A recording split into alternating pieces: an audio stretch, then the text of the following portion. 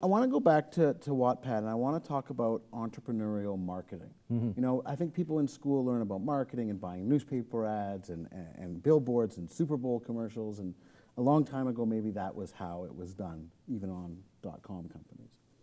But you've built an amazing community. I was reading somewhere that more than a few billion minutes were spent last year reading through Wattpad. I was reading that you're over 18 million registered users. But you started off with a problem that many startups have. The writers want to write for a readership that's large enough to justify the effort. The readers want to join a community with enough writers to justify joining. That sort of chicken or an egg. How did you get through the chicken or egg problem?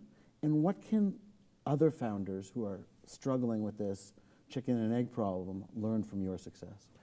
I believe, you know, my experience, at least my experience lately, is more about consumer internet companies. Okay. And for consumer internet companies, as you said, you know, chicken and egg is a very typical issue. So you know, in a way, time is your biggest enemy because it takes time to get out of that mode.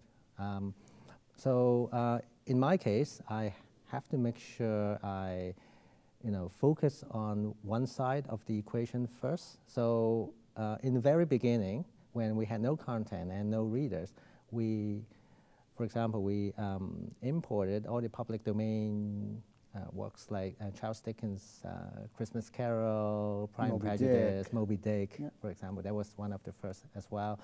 Imported that, and there was like 20,000 titles that we imported.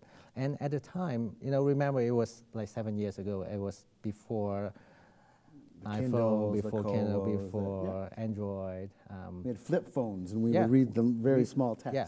Or BlackBerries. And we were one of the first companies, if not the first one, who allowed people to read classic books on cell phone. That helped us to bring in our first batch of audience. So, you know, you go from here to here, step by step, you know. It's an evolution. Thanks for watching The Naked Entrepreneur.